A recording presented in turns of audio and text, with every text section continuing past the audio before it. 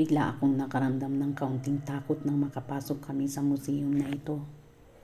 Sa Umayka Museum at sa Baluarte Zoo na nauna naming binisita, puro kami tawa, pero dito bigla kaming tumahimik. Kinakabahan ako habang papalapit sa nakadisplay na sasakyan na ito. Ito daw kasi ang sasakyan na ginamit ng asawa ni Floro Crisologo noong siya ay tambangan. Pero nakaligtas siya.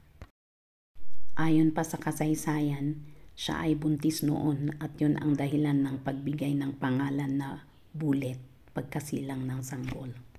Sa tabi ng lumang sasakyan ay nakadisplay naman itong antigong kalesa. Pwede daw magpicture dito kasama nitong kalesa at pwede pang uupo dito. Ituloy ko munang libutin ang first floor ng museum.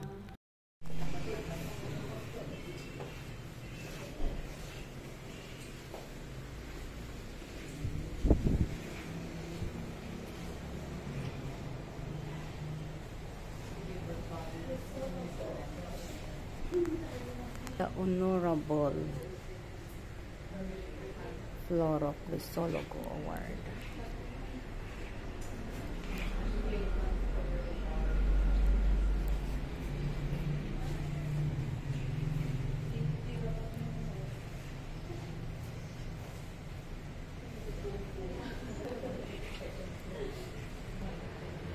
Kasama sa first floor ang mga news clippings tungkol sa pampulitikong pangyayari sa Crisologo family at mga iba't ibang larawan nila. Meron din ditong souvenirs for sale.